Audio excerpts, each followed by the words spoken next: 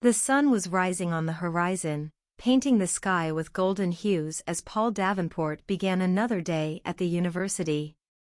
His passion for teaching and psychology propelled him, but something sinister awaited him that morning. Upon opening his mailbox, a seemingly harmless white envelope contained content that would change his life. The paper appeared ordinary, but the words printed on the white surface carried an unbearable weight. Dear Paul, your choices have consequences, and the time has come for you to face them. I know about your dark past, what you hide so diligently. The price for your arrogance and recklessness will be exacted. These words, incisive and threatening, marked the beginning of a series of letters that would haunt Paul in the weeks to come. The sender, careful to maintain anonymity, claimed to be a victim of something terrible during their school days, something that had triggered deep hatred and an obsessive quest for revenge.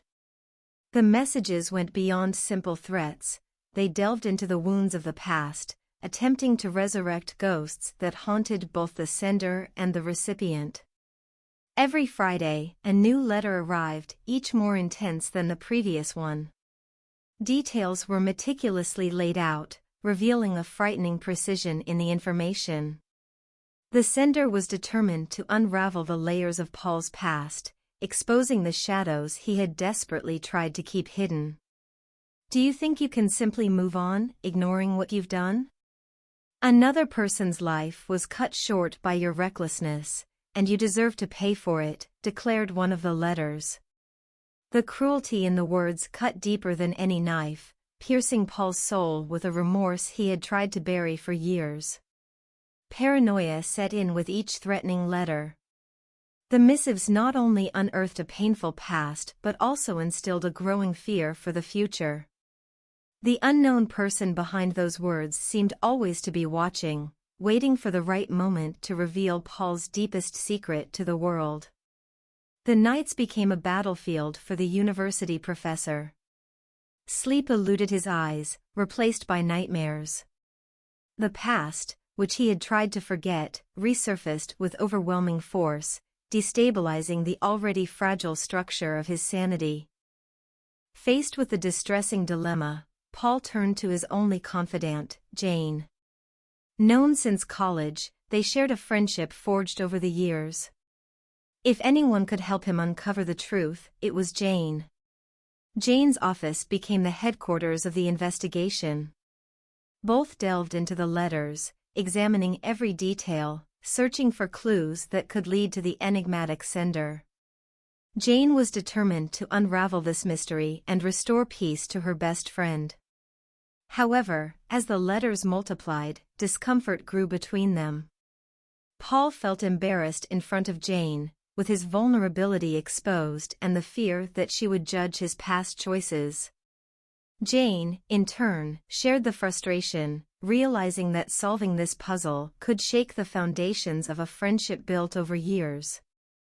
The initial suspicion fell on Marcos, a schoolmate who had been a victim of bullying by Paul. The professor's dark past, intertwined with the cruelty directed at Marcos, created a plausible narrative. However, finding Marcos proved to be a difficult task. Memories emerged like specters from the past, bringing forth the claustrophobic sensation of school corridors and cruel laughter echoing in the hallways of memory. Paul, now confronting his own darkness, was forced to face the consequences of his past actions. Jane and Paul combed through school records, interviewed former classmates, and explored social networks in a frantic attempt to locate Marcos.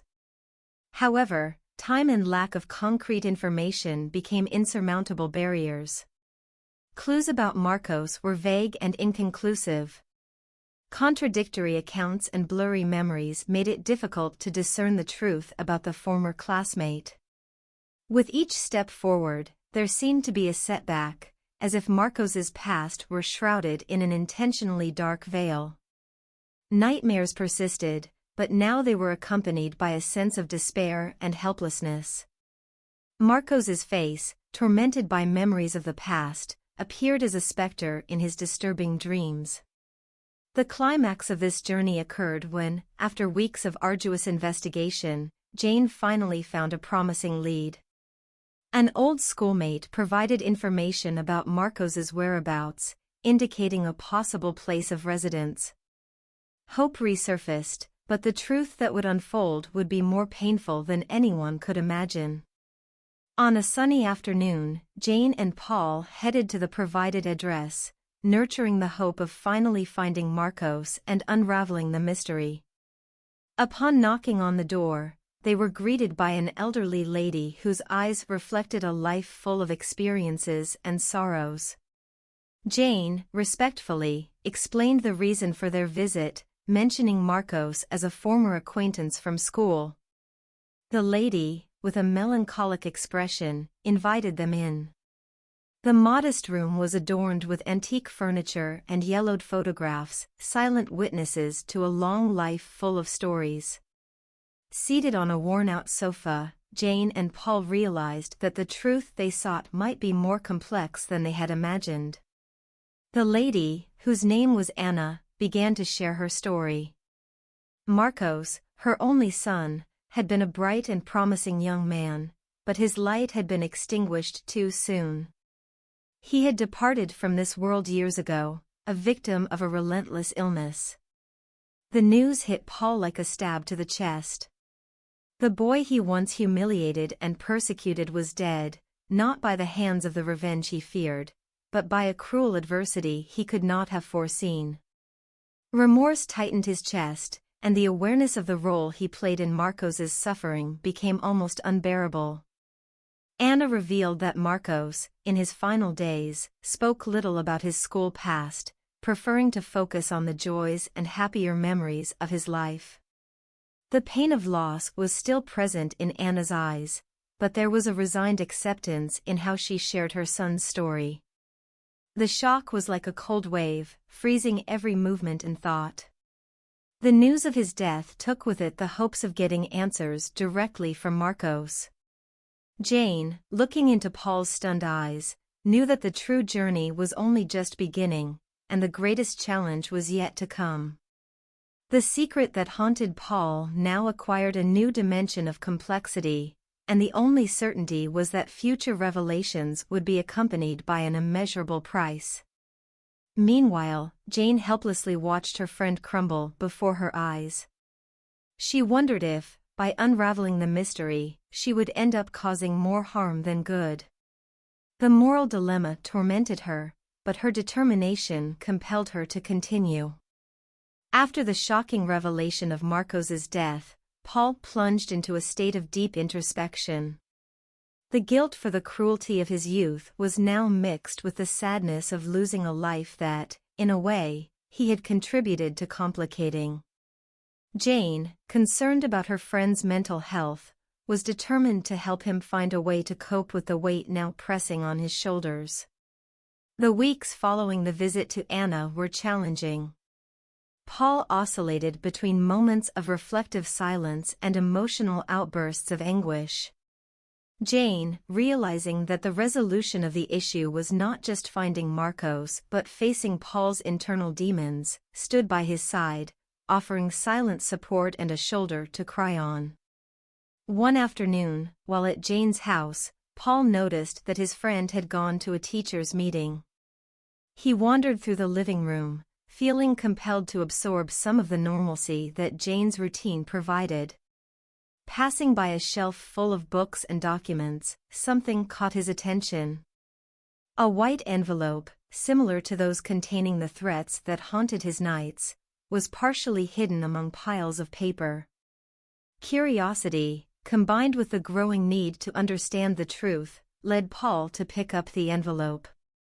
His hand trembled slightly as he slid the paper out. Alongside the papers, there was a photo of young Jane and her old friend Nolan. As he read the contents of the letter, a mix of surprise and disbelief crossed his face. It was a letter, not much different from those he himself had received, revealing intimate details of his life, secrets he thought were buried, details of his daily life, and, most importantly, a detailed plan to drive Paul to madness, despair, and guilt for what he had done. Jane, returning later to her home, found Paul in a state of shock, holding the letter and photo with trembling hands. She, initially confused, realized what had happened. The plan she had been orchestrating for so long was now exposed, and the intricate web involving the two of them was on the verge of crumbling. On a cold autumn night, Paul Davenport, then a promising young man at university, was about to have his life changed forever. The scent of dry leaves and the crackling of wood burning in local fireplaces permeated the air. Nolan, Paul's friend at the time, was a free spirit, always seeking adventures and new experiences. On that fateful night, they decided to attend a university party at a local bar. The bar was lively, with excited students celebrating the end of another week. Paul and Nolan, caught up in the festive spirit, decided to make the most of the night. Loud music throbbed in their ears, and laughter filled the air as the crowd danced and celebrated youth. Paul, however, let himself be carried away by emotions and the pressure of the party atmosphere. He began consuming alcohol recklessly, the feeling of euphoria mixing with alcohol in his system. The thin line between fun and recklessness was about to be crossed. The night progressed, and the noise of the party merged with the constant buzzing in Paul's ears. The sense of responsibility slipped through his fingers as the night went on. The choice to get into the car, even in a visibly intoxicated state, was the prelude to the tragedy that was about to unfold. Nolan, apprehensive, tried to dissuade Paul from the dangerous decision. However, Paul's insistence and the promise that he was perfectly capable of driving convinced Nolan to accompany him, believing that the short distance to their homes would be covered without incidents. The vehicle, guided by Paul's intoxicated hands, moved along the dark roads of the night. His vision was blurry, and the illusion of power over the metal machine was treacherous. Nolan, sitting in the passenger seat, watched with growing apprehension as Paul's unstable driving became increasingly evident. The following minutes were marked by tense silence inside the vehicle, interrupted only by the sounds of the road. The night, which should have been a celebration, turned into a slow-motion nightmare. In a moment of distraction, while Paul struggled to keep his eyes open and focus on the road, the vehicle collided violently with another car. The impact was like thunder, echoing in the deserted roads of the night. The metallic sound resonated in the air before being replaced by a heavy silence loaded with consequences. Paul and Nolan's car, now motionless, had become the epicenter of a tragedy. Nolan, whose body had absorbed most of the impact, lay fatally injured. The night that began with laughter and celebration now turned into a chaotic scene of ambulance sirens, flashing lights, and the echo of concerned voices of rescuers. Paul's life was spared, but the price paid by his friend Nolan was irreversible. The fatal night that forever changed Paul Davenport's life also triggered a series of events illustrating the influence of the Davenport family, a respected and prominent family in the community. The accident, marked by recklessness and tragedy, would have consequences, but the shadows of influence began to extend to mitigate Paul's responsibility. The Davenport family, with influential contacts in politics and law enforcement, managed to keep the media at bay during the initial phases of the investigation. The details of the accident were carefully filtered, and public reports emphasized the adverse road conditions more than Paul's imprudent choices. Furthermore, the family used its influence to ensure that the investigation was conducted with a more favorable approach. Experts were hired to analyze the accident scene, and any evidence that could compromise Paul's image was carefully manipulated or contested. The legal strategy focused on portraying Paul as a victim of circumstances, a narrative that gained strength over time. The accident, which initially seemed to be an inevitable sentence of guilt, was gradually transformed into a redemption narrative for Paul Davenport. The confrontation between Paul and Jane was imminent, and the shadows of the past cast an intense darkness over the friendship that once seemed unshakable and true. The discovery of anonymous letters and the subsequent exposed secret had transformed the foundation of trust between the two friends into an unstable terrain of distrust and resentment. The truth about Paul and Nolan's fatal night was now revealed, but the shadows of the past held more secrets. Among the revelations emerged a secret chapter in Jane and Nolan's history, a relationship that flourished away from curious eyes, remaining hidden for years. Jane and Nolan shared a deep connection that went beyond friendship. Since their school days, when shared smiles were innocent and laughter carefree, a more intense bond began to form. Nolan's death left her in a state of silent mourning. In her heart, Jane carried not only the pain of losing a friend but also the pain of a love. The revelation of this intimate secret was a betrayal not only of Paul's trust but also of Jane's relationship with Nolan. Confronted with the exposed truth, Jane couldn't meet Paul's tormented eyes. Tears, a mix of regret and sadness, betrayed her emotions. The tension in the room was palpable, and silence became an unbearable weight. Paul, in turn, absorbed the revelation with a mix of disbelief and anger. The friendship that was once his refuge now seemed like a scene of betrayal and lies. The words he had feared hearing echoed in his mind, reinforcing the feeling that the truth was a burden he was not prepared to bear.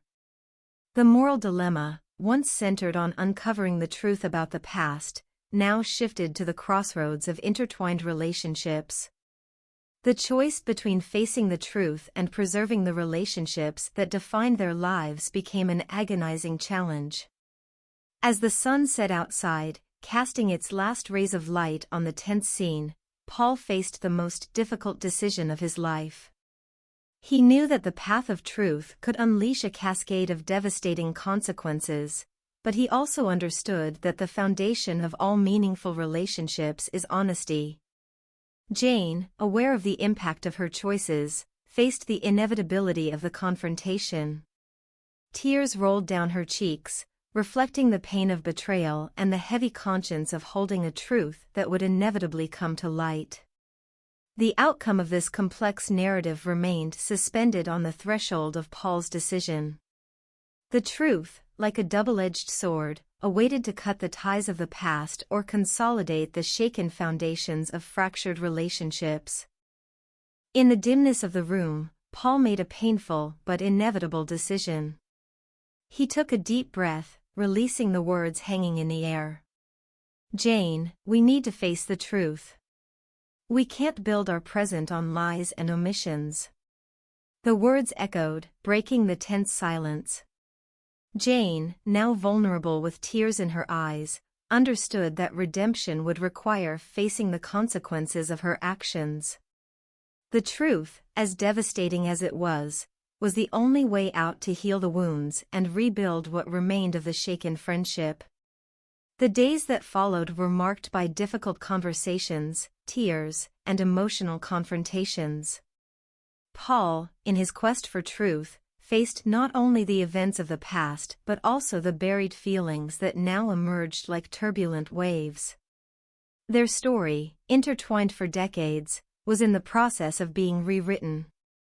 The revelations, though painful, made room for forgiveness and the possibility of building a stronger foundation for the future. The journey of redemption was not easy, but each revelation, no matter how cruel, was a step toward healing. The friendship between Paul and Jane, now purged by truth, proved to be resilient. The intricate web of secrets and hurts began to unfold, revealing the fragility and strength of human relationships. The sun, once again, rose on the horizon, bringing with it the promise of new beginnings. Paul and Jane, marked by the shadows of the past, chose to face the light of truth. Paul went to the police station to confess to Nolan's death, while Jane, after seeing that justice had been served and mixed with memories of forced friendship moments with Paul, decided to move forward. And so, with the weight of the past on their shoulders but also with the hope of a more authentic future, they embarked on the journey of redemption, knowing that the truth, as painful as it was the only reliable compass to guide them forward.